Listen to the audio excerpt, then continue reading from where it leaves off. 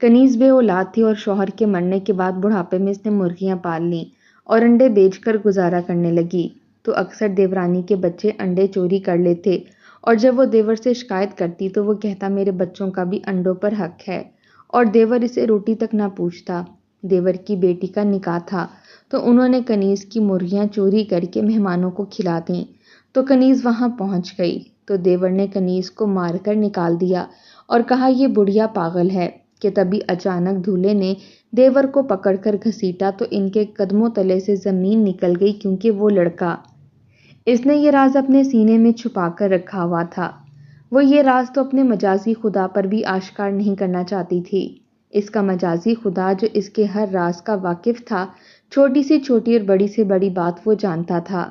کنیز تو اس کے سامنے کھلی کتاب کی مانند تھی جسے وہ ورق پڑھ سکتا تھا، مگر وہ نہیں جانتا تھا کہ کنیز کی ذات کا ایک پہلو ایسا بھی تھا جو اس سے پوشیدہ تھا۔ وہ نہیں جانتا تھا کہ کنیز شروع دن سے آخر اس ٹرنک میں ایسا کون سا خزانہ چھپا کر رکھے ہوئے ہے جو اس کی غیر موجودگی میں وہ گھنٹوں اس کو کھول کر دیکھتی رہتی ہے۔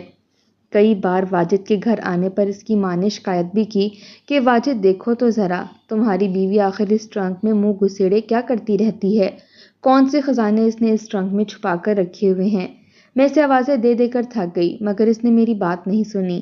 اب میں ہانپتے کانپتے اس کے کمرے میں آئی تو یہ دنیا جہاں سے بے خبر ہو کر اس ٹرنک میں نہ جانے کیا دیکھ رہی تھی، اور تب واجد بری طرح سے غصے میں آ گیا تھا۔ کیوں کنیز، تمہیں میری ماں کی آواز سنائی نہیں دیتی کیا؟ میں تمہیں اس گھر میں اپنی ماں کی خدمت کے لیے لے کر آیا ہوں۔ وہ اکثر اپنی ماں کے سامنے کنیز سے اسی طرح دو ٹوک انداز میں بات کرتا تھا اور اس سے سکینہ بیگم خوش ہو جاتی تھیں، مگر ان کے منظر سے ہٹتے ہی وہ کنیز سے اپنے رویے پر معافی مانگتا۔ دیکھو اماں کو اچھا لگتا ہے جب میں تمہیں ڈانٹتا ہوں، انہیں لگتا ہے کہ مجھے بیوی نے اپنی مٹھی میں کر لیا ہے، مگر میرا غصہ دیکھ کر وہ تسلی میں آ جاتی ہیں۔ وہ مسکرا کر بولتا تو کنیز بھی مسکرا کر رہ جاتی تھی۔ وہ اس بات پر خدا کا شکر ادا کرتی تھی کہ اس کا شوہر کوئی شکی مزاج انسان نہیں تھا، ورنہ تو اس کی زندگی اجیرن ہو کر رہ جاتی، اور پھر سکینہ بیگم بھی اپنی سانسیں پوری کر کے اس دنیا سے چلی گئی تھیں۔ اب واجد اور کنیز دونوں دنیا میں اکیلے رہ گئے تھے، دونوں اداس تھے۔ انہیں اللہ نے ابھی تک اولاد کی نعمت سے محروم رکھا تھا، جبکہ ان کے چھوٹے بھائی کے ہاں تو 5 اولادیں تھیں، 3 بیٹیاں اور 2 بیٹے۔ اس بات پر کنیز کی دیورانی بہت اتراتی تھی۔ اس کا انداز دیکھ کر کنیز کو خوف خدا یاد آ جاتا اور وہ بے اختیار اپنے کانوں کو ہاتھ لگا دیتی جب وہ غرور بھرے انداز میں کہتی کہ میں نے تو 5 بچے پیدا کیے ہیں، وہ بھی بھلا کوئی عورت ہے جو ایک بچہ پیدا نہ کر سکے۔ تب کنیز سوچتی کہ اولاد پیدا کرنا تو اللہ کے اختیار میں ہے، کوئی انسان کیسے اولاد کسی کو دے سکتا ہے، مگر ان کی باتیں سن سن کر وہ خدا سے شاکی ضرور ہو جاتی تھی۔ اگر اللہ چاہتا تو وہ ان لوگوں کی زبانیں بند کر سکتا تھا کہ وہ کنیز سے الٹی سیدھی بات کرنے سے پہلے 100 بار سوچتے، مگر شاید ان کی رسی دراز تھی۔ وقت یوں ہی گزرتا چلا گیا تھا۔ واجد کے دل میں بھی یہی خواہش تھی کہ کاش کہ ان کے ہاں اولاد ہو جائے، اور پھر شادی کے 10 سال کے بعد واجد کہنے لگا کہ ہمیں اپنے ٹیسٹ کروانے چاہیے، آخر پتہ تو چلے کہ ہم دونوں میں مسئلہ کس میں ہے۔ مگر جب ٹیسٹ رپورٹ آئی تو واجد کی آنکھوں میں آنسو آ گئے تھے۔ اس نے کنیز کے سامنے ہاتھ جوڑ دیے کہ تم میری عزت رکھنا، یہ بات تم کسی کو بھی نہیں بتاؤ گی۔ تب کنیز نے اپنے شوہر کے دونوں ہاتھ تھام لیے تھے۔ یہ بات تو وہ ٹیسٹ رپورٹ آنے سے پہلے بھی جانتی تھی کہ مسئلہ اس کے شوہر میں ہے، وہ بالکل ٹھیک ہے، اور یہ بات تو ثابت بھی کر سکتی تھی، مگر وہ اس سے آگے صرف سوچ کر رہ جاتی تھی۔ جانتی تھی کہ واجد اس سے بے پناہ محبت کرتا ہے، اس پر اعتبار کرتا ہے، مگر یہ بات ایسی تھی کہ واجد بھی برداشت نہ کر سکتا، اور یوں کنیز دل پر پتھر رکھے لب سیے یہ زندگی گزار رہی تھی۔ دیورانی اور دیور کے طعنوں اور باتوں کو سنتی اور برداشت کرتی رہتی تھی، اور پھر یہی دکھ لیے واجد اس دنیا سے چلا گیا تھا۔ کنیز اس دنیا میں اکیلی رہ گئی تھی، اس کا تو کوئی بھی نہیں تھا، کس کے پاس جاتی، کہاں جاتی، اور تبھی اس کے ذہن میں وہ خیال آیا، مگر وہ اپنے دل پر پتھر رکھنے پر مجبور ہو گئی تھی۔ نہ جانے وہ اس سے ملتا بھی یا نہیں، اس سے بات بھی کرتا، مگر اس نے بھی کنیز کو دھتکار دیا، اس سے نفرت کا اظہار کر دیا، تو کنیز کے پاس زندہ رہنے کا کیا جواز رہے گا۔ وہ اسی احساس کے تحت تو جی رہی تھی۔ اپنی ضروریات اور خراجات کو پورا کرنے کے لیے کنیز اپنے دیور کے گھر گئی اور اس کے سامنے ہاتھ جوڑ کر کہنے لگی کہ میرے گھر میں کھانے کو کچھ بھی نہیں ہے۔ تم جانتے ہو کہ تمہارے بھائی کی جو بھی جمع پونجی تھی وہ اس کی بیماری کے دنوں میں علاج پر خرچ ہو گئی تھی۔ اب میرے پاس پھوٹی کوڑی بھی نہیں ہے۔ دیور نے ذرا برابر نظر اٹھا کر اسے دیکھا، پھر نخوت بھرے انداز میں کہنے لگا کہ ٹھیک ہے، جہاں پر اتنے لوگ اس گھر میں رہ رہے ہیں، پل رہے ہیں، تم بھی ایک کونے میں رہ لو۔ اس کا احسان بھرا انداز دیکھ کر کنیز کو وہاں پر رہنا اچھا تو نہیں لگا، مگر اس کے علاوہ اور کوئی راستہ بھی تو نہیں تھا۔ ماں باپ تو برسوں پہلے گزر چکے تھے، بہن بھائی تھا کوئی نہیں، اور اس کے علاوہ جو رشتہ تھا وہ تو کب کا سارے تعلقات توڑ چکا تھا۔ کنیز اب اسی گھر میں رہنے لگی تھی۔ پہلا جھٹکا تو اسے اگلے دن ہی لگا تھا جب صبح سویرے اس کی دیورانی نے اسے اٹھا دیا اور حکم دیتے ہوئے کہنے لگی کہ جلدی سے تم سب بچوں کے لیے ناشتہ بناؤ، انہوں نے اسکول جانا ہے اور پھر گھر کی صفائیاں بھی کرنی ہیں۔ اکثر کوئی نہ کوئی مہمان گھر میں آ جاتا ہے، اچھا نہیں لگتا کہ گند ہر طرف پھیلا پڑا رہے۔ جبکہ کنیز کو بہت اچھے سے یاد تھا کہ اس کی دیورانی گھر کی صفائی کرنے کا تکلف کم ہی کرتی تھی، وہ کسی کام کو ہاتھ نہیں لگاتی تھی۔ برتنوں کا انبار کچن میں پڑا رہتا، کوڑا کرکٹ گھر میں ادھر ادھر کونوں کھدروں میں پھیلا رہتا تھا، اور وہ محض کھانا بنانے اور روٹی پکانے کے علاوہ اور کوئی کام نہیں کرتی تھی۔ بیٹیوں سے وہ برتن دھلواتی تھی اور وہ الٹے سیدھے ہاتھ مار کر گند یہاں سے وہاں پر پھیلا دیا کرتی تھیں، اور اب وہی عورت صفائی پر کنیز کو لیکچر دے رہی تھی۔ کنیز نے مارے ماندے گھر کے سارے کام نپٹائے اور جیسے ہی دوپہر کو کمر سیدھی کرنے کے لیے لیٹی تو اس کی دیورانی پھر سے سر پر آن کھڑی ہو گئی کہ اتنی جلدی تم تھک گئی؟ اتنا آسان نہیں ہے کسی کے گھر مفت کی روٹیاں توڑنا، کپڑے بھی پڑے ہوئے ہیں، وہ بھی دھو دو۔ کنیز ایک گہرا سانس لے کر رہ گئی تھی۔ اسے لگ رہا تھا کہ جیسے اس گھر کو پچھلے 1 سال سے کسی نے صاف نہیں کیا۔ کونوں کھدروں سے گند نکالنے میں کنیز کی کمر آدھی ہو کر رہ گئی تھی، اور برتن بھی جیسے پورے کچن کے گندے پڑے ہوئے تھے۔ سارے برتن دھونے اور پھر انہیں اپنی جگہ پر رکھنے کے بعد وہ بری طرح سے تھک گئی تھی، اور اب نیا آرڈر آ گیا تھا۔ اس نے جان لیا تھا کہ اس گھر میں رہنا آسان نہیں تھا، مگر اس کے علاوہ کوئی ٹھکانہ بھی نہیں تھا۔ وہ بوڑھی عورت کہاں جاتی؟ اس کے پاس رہنے کے لیے ایک کمرہ الگ سے موجود تھا، اس کی 4 دیواری بھی تھی، مگر شوہر کے بغیر وہ اکیلے اس گھر میں کیسے رہتی؟ وہ گھر اسے کاٹ کھانے کو دوڑتا تھا، کمائی کا کوئی ذریعہ بھی نہیں تھا۔ یوں وہ مجبور ہو کر اپنی دیورانی کی بات ماننے پر تیار ہو گئی تھی، مگر شام کو جب وہ بستر پر گری تو اس کے بعد اس میں اٹھنے کی ہمت نہیں ہو رہی تھی۔ اتنے دنوں کے بعد اتنا زیادہ کام کیا تھا اور بخار نے اسے اپنی لپیٹ میں لے لیا تھا۔ اگلے دن دیورانی پھر سے اس کے سر پر صبح صبح آ کر کھڑی ہو گئی۔ بچوں کو اسکول سے دیر ہو رہی ہے، جلدی سے ناشتہ بناؤ۔ مگر کنیز بالکل بے سدھ تھی، بخار کی وجہ سے اسے نکاہت ہو رہی تھی۔ اس نے اپنی دیورانی کی بات سنی تھی، مگر سن کر نظر انداز کر دیا تھا، کیونکہ اس میں اٹھنے کی ہمت نہیں تھی۔ وہ کیا کرتی؟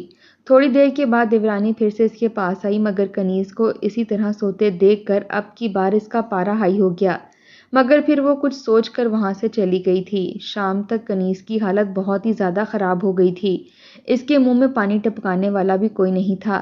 دیورانی مسلسل بڑبڑا رہی تھی، ہم نے اسے مفت کی روٹیاں توڑنے کے لیے اس گھر میں نہیں رکھا، صبح سے مہارانی بستر پر پڑی ہے، یہ نہیں کہ ہل جل کر کوئی کام کر لوں۔ اور کنیز اس کی باتیں سنتے ہوئے آنسو بہا رہی تھی، اپنے شوہر کو یاد کر رہی تھی کہ اگر وہ اتنی جلدی سے چھوڑ کر نہ جاتا تو کنیز کے ساتھ یہ سب نہ ہوتا۔ وہ مشکل سے گھٹنوں پر ہاتھ رکھ کر اپنی جگہ سے اٹھی، مگر چکرا کر پھر سے گر پڑی۔ وہ چاہنے کے باوجود بھی اس وقت کوئی کام کاج نہیں کر سکتی تھی۔ رات کو جب دیور گھر میں آیا تو اس کی بیوی کہنے لگی کہ میں تمہاری بھابھی کو مزید گھر میں برداشت نہیں کر سکتی، نہ وہ کسی کام کو ہاتھ لگاتی ہے نہ کچھ اور کرتی ہے، انہیں کہو کہ اپنا بندوبست کرے۔ دیور تو ایک دن میں ہی جیسے عاجز آ گیا تھا، اس کے لیے اضافی خرچ اٹھانا موت کے برابر لگ رہا تھا۔ اب جب بیوی نے بھی صاف کہا کہ وہ اسے گھر سے نکال دے تو وہ اپنی بھابھی کے کمرے میں آیا، کہنے لگا کہ اب ہم تمہیں اس گھر میں نہیں رکھ سکتے، میری بیوی اس بات کے لیے تیار نہیں ہے، تم اپنا کہیں اور بندوبست کر لو۔ اس نے بھی آنکھیں ماتھے پر رکھ لی تھیں۔ کنیز روتے دھوتے اس گھر سے باہر نکلی تھی، جیسے ہی وہ گھر سے باہر آئی تو چکرا کر زمین پر گر پڑی تھی۔ ایسے میں ایک پڑوسن کی نظر اس پر پڑی، وہ کتنے سالوں سے کنیز کو دیکھ رہی تھی، اسے اس عورت پر ترس بھی آتا تھا، اور اب اس حالت میں دیکھا تو وہ بری طرح سے پریشان ہو گئی۔ کنیز کو اٹھا کر اپنے گھر لے کر گئی۔ اس کا شوہر بھی یہ دیکھ کر بری طرح سے غصے میں آ گیا تھا، کیونکہ وہ لوگ بھی غریب تھے، دہاڑی لگا کر اپنا گزارا کرتے تھے۔ ایسے میں اضافی خرچ وہ بھی برداشت نہیں کر سکتے تھے۔ اپنی بیوی پر وہ چڑھ دوڑا، تم کیوں یہ ذمہ داری اٹھا کر گھر لے آئی ہو؟ جن کا اس کے ساتھ رشتہ ہے، تعلق ہے، وہ دیکھیں، تمہیں کیوں اتنی ہمدردی کا بخار چڑھ رہا ہے؟ اس عورت نے کنیز کو دوا پلائی اور جب اسے کھانے کو کچھ دیا تو کنیز کہنے لگی کہ مجھے اس کی ضرورت نہیں ہے، تم نے جتنا میرے لیے کیا ہے کافی ہے۔ اب کنیز اپنے گھر آ گئی تھی، پھر پھوٹ پھوٹ کر رو پڑی تھی۔ کس قدر بے سائبانی کے عالم میں وہ زندگی گزارنے پر مجبور ہو گئی تھی۔ اس کے سر سے اس کے شوہر کا سایہ کیا ہٹا تھا، وہ تو دنیا کے لیے تماشا ہی بن گئی تھی۔ اس نے اپنے کانوں میں پہنے ہوئے واحد ٹاپس اتارے، پھر انہیں بیچنے کے ارادے سے اگلے دن صبح گھر سے باہر نکل گئی تھی۔ دوا کھانے سے اس کی طبیعت بہت بہتر ہو گئی تھی۔ بیچنے کے بعد اسے جو پیسے ملے تھے، اس نے ان کی مرغیاں خرید لی تھیں۔ ان کے انڈے بیچ کر وہ گزارا کرنے لگی تھی۔ دن بدن اس کی مرغیوں میں اضافہ ہونے لگا تھا اور اب اس کی اتنی آمدنی ہونے لگی تھی کہ وہ اپنا خرچ اٹھا سکتی تھی۔ ایسے میں جب بھی اسے اپنے شوہر کی یاد آتی تو وہ ٹھنڈی آہ بھر کر رہ جاتی تھی۔ وہ بہشتی خود تو چلا گیا تھا مگر اسے زندگی کے ستم برداشت کرنے کے لیے اکیلا چھوڑ گیا تھا۔ کنیز نے محسوس کیا کہ دن بدن اس کی مرغیوں کی تعداد کم ہونے لگی تھی۔ اکثر ہی کوئی نہ کوئی مرغی غائب ہو جاتی۔ وہ حیران پریشان ہو رہی تھی کہ یہ سب کیا ہے۔ کہیں رات کو کوئی ایسا جانور تو گھر میں نہیں گھس آتا جو اس کی مرغیاں اٹھا کر لے جاتا ہے، مگر کئی راتیں جاگنے کے باوجود بھی اسے گھر میں ایسا کوئی جانور دیوار سے پھلانگ کر آتا دکھائی نہیں دیا تھا۔ اگلے دن وہ اپنی مرغیوں پر خاص نظر رکھنے لگی تھی۔ تھوڑی دیر کے لیے وہ مرغیاں گھر سے باہر نکلتی تھیں اور اب اس پر نظر رکھنے لگی، شاید کہیں باہر سے کوئی مرغیاں اٹھا کر لے جاتا تھا۔ اس دن وہ اپنی کھڑکی سے مسلسل مرغیوں پر نظر رکھے ہوئے تھی کہ کون ہے جو اس کی مرغیاں لے کر جاتا ہے۔ تب اس نے اپنے دیور کے بیٹوں کو مرغی چوری کرتے دیکھا تھا۔ کنیز کا تو غصے سے دماغ گھوم گیا تھا۔ ان لوگوں نے تو ایک تو اس کی مدد نہیں کی تھی اور اب اسی کے مال کو مفت سمجھ کر اڑا رہے تھے۔ شام کو وہ جب اپنے دیور کے گھر میں گئی تو وہ لوگ اسے دیکھ کر چونک گئے۔ کیسے آنا ہوا بھرجائی؟ اس کے دیور نے پوچھا تو کنیز غصے میں آ گئی۔ کہنے لگی کہ اپنے بچوں سے پوچھو کیوں وہ مجھ غریب کا نقصان کر رہے ہیں۔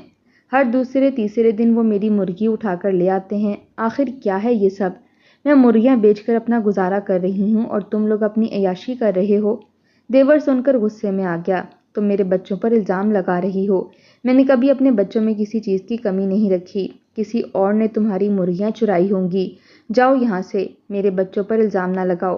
اور پھر 2 سے 3 بار مزید کنیز نے اپنے دیور کے بچوں کو مرغیاں چوری کرتے ہوئے دیکھا تھا، اور جب بھی وہ اپنے دیور کو بتاتی تو وہ کہتا ہمارے بچوں پر الزام لگا رہی ہو، نکل جاؤ یہاں سے، اور وہ اپنا سا منہ لے کر آ جاتی تھی۔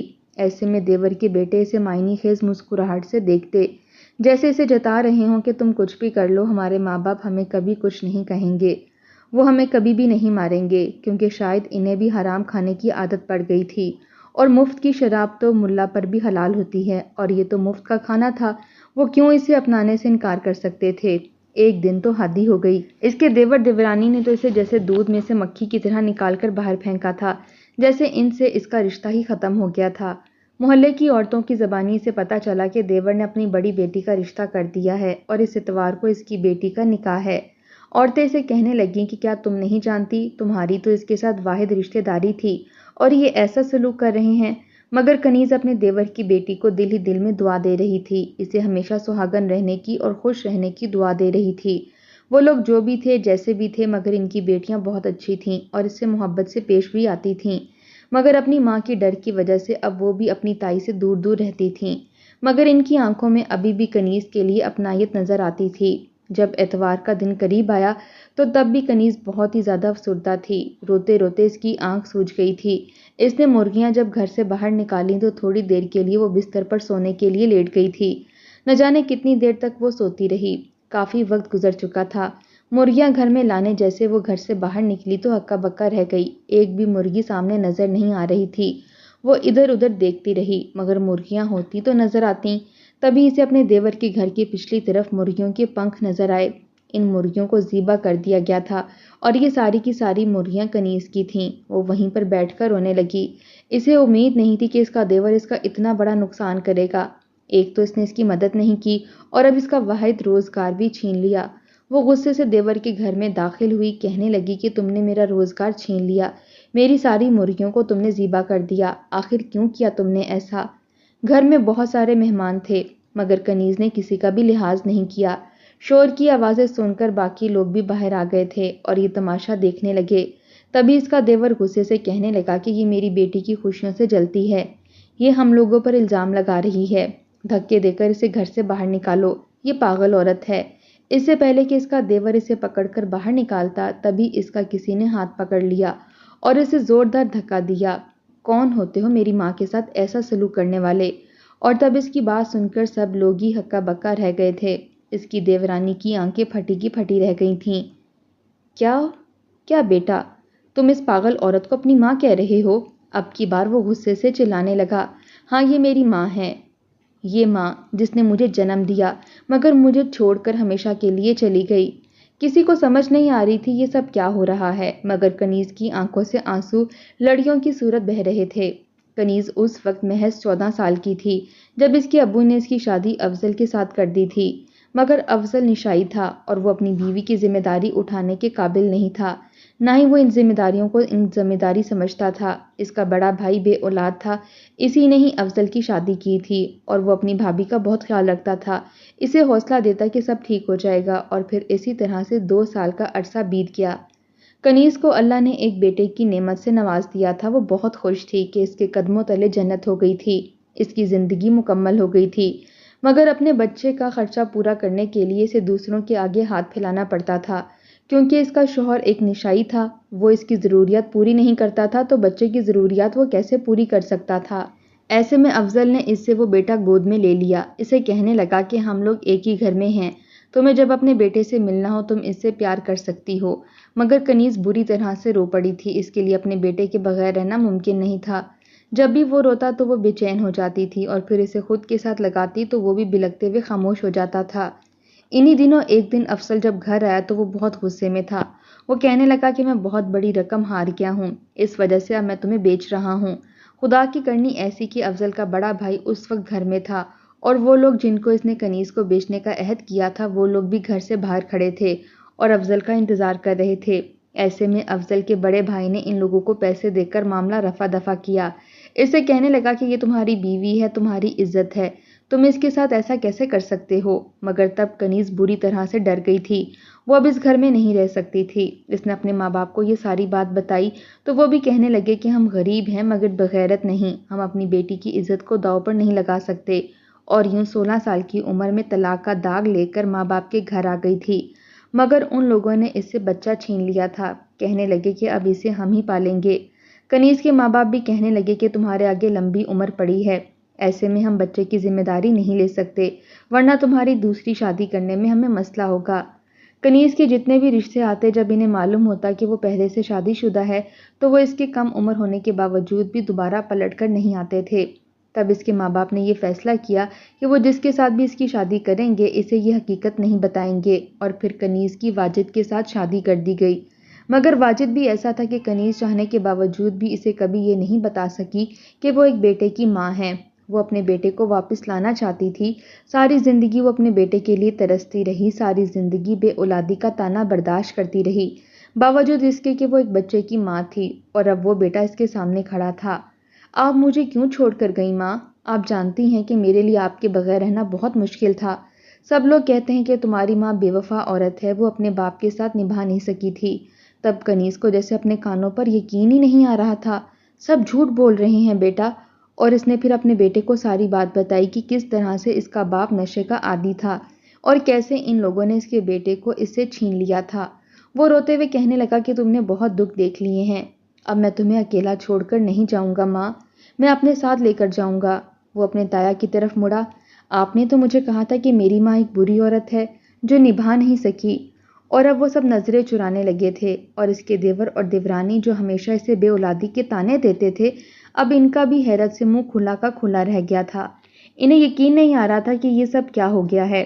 کنیز کے بیٹے نے ان کی بیٹی سے شادی کرنے سے بھی انکار کر دیا تھا، مگر کنیز نے ان کے سامنے ہاتھ جوڑ دیے، اس میں اس بچی کا کوئی قصور نہیں، تم ایسے نہیں جا سکتے، اور پھر ماں کے مجبور کرنے پر وہ ان کی بیٹی کے ساتھ نکاح کرنے پر تیار ہو گیا تھا۔